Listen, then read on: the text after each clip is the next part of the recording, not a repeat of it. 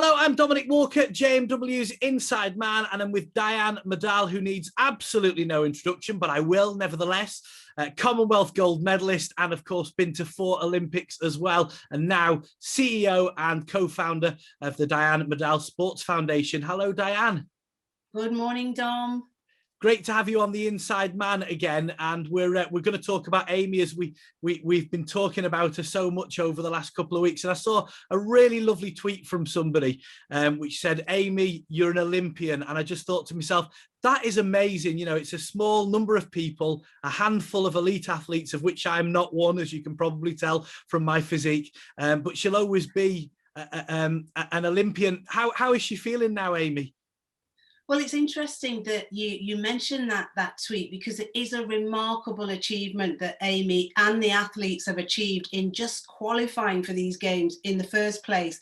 I read an interesting stat before the games started: 7 billion people on this planet. Now, there's not too much interesting about that, but only 7,000 of the 7 billion people who are on this planet have had the opportunity to call themselves Olympians. And now Aimee Pratt can call herself an Olympian. So it's a remarkable achievement.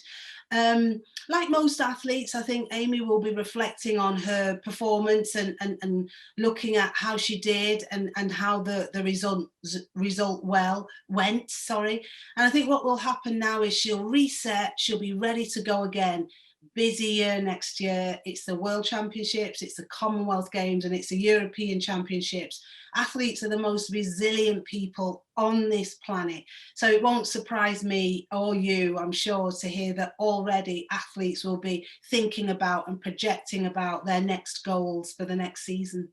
And it's exciting. She's got such an exciting future ahead of her as well. And I'll just be watching Aimee so closely. Something you said to me, Diane, I think it was on the first time we spoke, really resonated with me when you said that Aimee was in an assembly and something, I don't think the word you used was clicked, but something clicked, something resonated with her. So, I mean, as a father of some children, I'd just love to ask you, you know, for young people watching now, what would your advice be to get to the Olympics or to do the best that they can in sport? So my advice to young people who have been inspired watching the Olympic Games and the Paralympic Games, which start immediately afterwards, is to first and foremost be a child. Be a kid. Do what children do, which is have fun. Try all the sports that are available to you. And if they're not available to you, seek them out. Get on Google, search out, how do I play hockey? Where do I join a boxing club? How do I go about becoming a long jumper? And then try and join a club if you can. And once there, do all the disciplines, be a bowler if it's cricket, if it's athletics, try the long jump, try the high jump, do the triple jump, do the 800 meters, and don't box yourself too early. The reason why we are able to enjoy the journeys of the athletes that we're watching is because they have found a sense of purpose. They've found the thing that makes them feel good. And I think the way you achieve that level of happiness is trying all these opportunities that are available to you. And so that would be my first recommendation. Try everything, seek out the opportunities that might not be readily available to you, and go and have fun. Go and give it a try. Excellent. That's superb advice. And you mentioned try everything out, have fun. I mean, I mentioned before that you're the CEO of your sports foundation. What have you got planned for the young people that you work with across Greater Manchester over the summer? So this is going to be a very busy summer for us. So we're already into week 2 of our summer camp. Week 1, we focused on football and tactics and drills and the different elements of the game.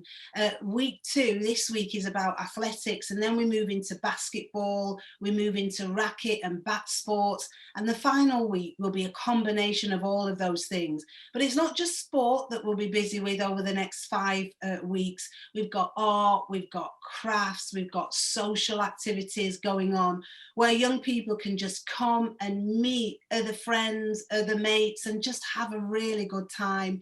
We've got food on the go, we've got all sorts of activities that young people can take part in. And I would say, Dom, this year, more than any, those sorts of activities are crucial because the academic year has been really affected in a way that none of us could have prepared for.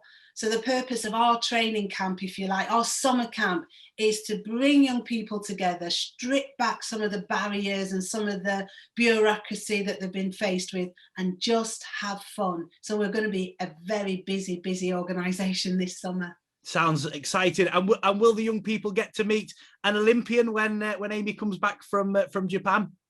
Well, I should let you into a secret, actually. We've got 3 Olympians as part of DMSF. We've got Bex Wilson, who went to the 2014 Winter Olympic Games. She was a bobslayer.